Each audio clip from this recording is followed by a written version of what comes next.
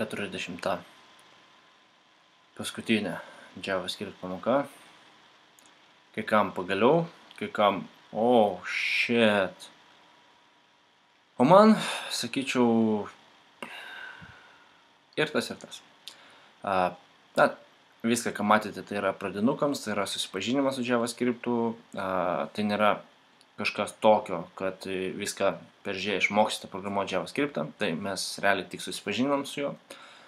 Galbūt, gal ir galėčiau sukurti pažengusiams pamokas, bet yra dar labai daug kalbų, kurias reikia apžvelgti, tad tebūnie tai bus pradinukams. Laikui einant bus matyta, ar ta prasme bus poreikis kurti tolimesnės pamokas. Taigi apsistosim ties 40 ir padarysim ją paskutinę.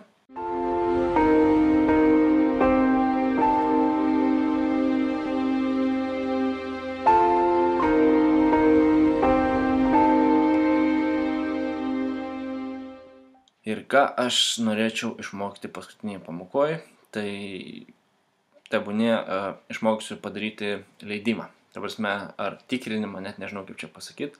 Tai reiškia, pavyzdžiui, sukursim checkboxą, tai yra uždėti varnelę ir mygtuką, ne? Ir jeigu bus uždėta varnelė, paspaudus mygtuką, rašys uždėta, jeigu neuždėta, rašys neuždėta. Tokį labai paprastą, labai paprastą funkciją padarysime. Ir aišku, geriausiai kaip prie darbo. Taigi, mums vėl reikia formos. Šį kartą JavaScriptą aš panaudosiu mūsų headę, nes tai bus tiesiog funkcija, daugiau nieko jinai neatliks. O čia panaudosime formą. Kaip jau sakiau, tai bus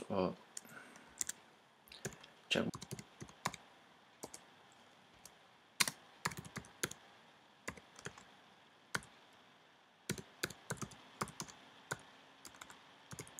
Jeigu aš parašiau be klaidų, aišku. Ir žinoma, priskirkime kažkokį tai vardą, tai tebūnie dėžė. Ir mums reikia kažkokio tai mygtuko. Irgi amputo.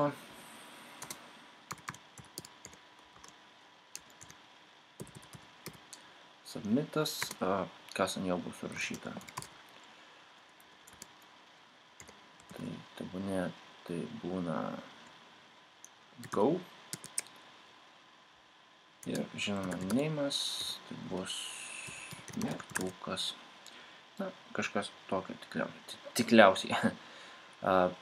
Nors realiai mes dabar jo nenaudosime, net nenaudosim taip, kaip kur reikėtų name'o. Tai palikime apie name'ą. Štai taip. Ir žinoma, kadangi aš sakiau, kad mes darysim, mes padarysim mygtuką veikiantį, aktyvų, tai reiškia paspaudus kažką jis turės padaryti. Tai mums dar reikia pasirišti onClick. Kas tas onClick, jūs jau žinote tikrai. Jeigu žiūrėjote, žinoma, mano pamokas, o jūs tą tikrai darėte. Ir forma mūsų taip pat turėtų turėti pavadinimą, tai tebūnie vėl mano forma. Štai. Kodėl onClicką palikau tuščią, nes čia reikia rašyti mūsų funkcijos pavadinimą, kurią atliks mūsų mygtukas. O funkcijas rašom čia. Funkcija. Ir mes funkcijoje įrašysim tiesiog if-else sąlygą, bet žinoma, mums reikia kažkaip tą funkciją pasivadinti pirmiau. Tai tebūnie tikrinimas. Ir būtent šitą pavadinimą mes įsirašysim čia, kad mygtukas žinotų, kurią funkciją aktyvuoti.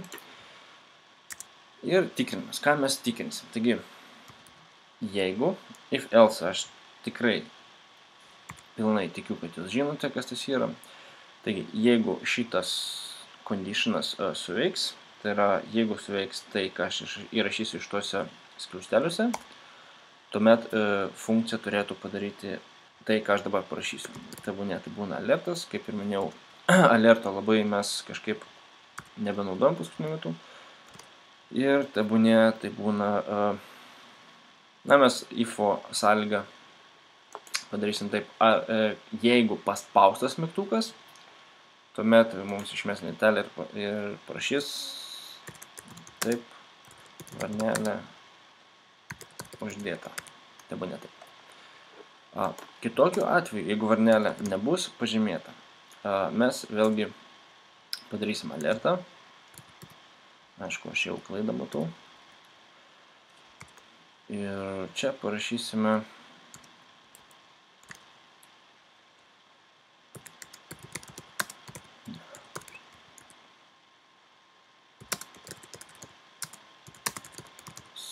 su klaidom labai puikiai man čia gavosi, tiesiog idealiai. Na ir kaip mūsų sąlyga turėtų atrodyti.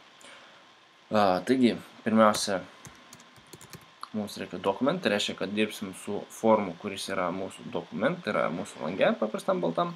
Ir prieš 2 pamokas aiškinau, kas tas dokument ir aišku, dar prieš tai buvau supažindinęs, kas tas dokument.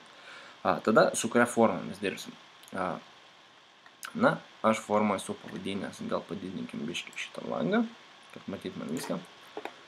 Taigi, aš formą pavadinau mano formą, taigi aš čia tą patį rašau. Toliau dirbsim su kurio elementu. Tai reiškia, ar su pirmu, ar su antru. Kadangi aš dirbsiu su dėže, tai yra tikrinsim, ar in pažymėta, ar nepažymėta. Čia box dėžė. Na, tas langelis, kur varnelį galima matyti. Taigi, man reikės būtent šito neimo, nes mes būtent tai tikrinsim. Ir ką mes tikrinsim. Tai reiškia, čia turėtų būti užrašyta checked, tai reiškia pažymėtas.